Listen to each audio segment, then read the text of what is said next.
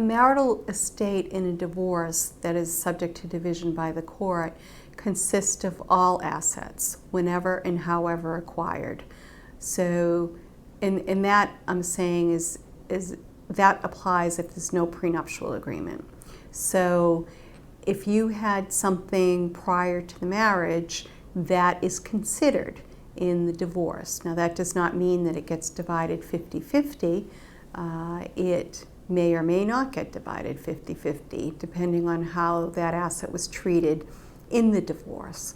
So the marital estate, so to speak, is anything that you have or anything you have or anything you owe. All of that gets considered by the court in trying to reach a fair and equitable settlement, or the judge, if the judge has to rule a fair and equitable judgment. So sometimes, for instance, inheritances become an issue. And that's a pretty gray area in the law in Massachusetts.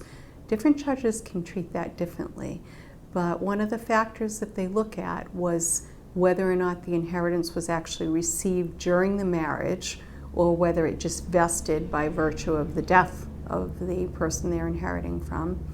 And also how they treated it during the marriage. If, for instance, you inherited $50,000 from your aunt a year after you were married, and then you bought your first house with it, and then you rolled that over into your second house, and it's now 20 years later, you have much less of a chance of getting that money back than if you received the $50,000 inheritance from your aunt a year after you separated and just as you filed for divorce. So that's why the treatment of inheritances is pretty factually dependent. But the other factors, there are basically 18 factors that a court relies upon in dividing a marital estate, and that's the length of the marriage, the age of the parties, their health, their occupation, station in life.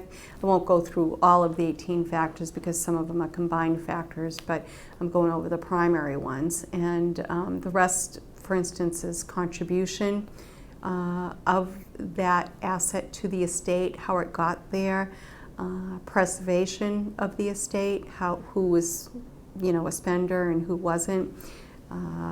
Those are the factors that really matter. And also, of course, they take into account the needs of the parties.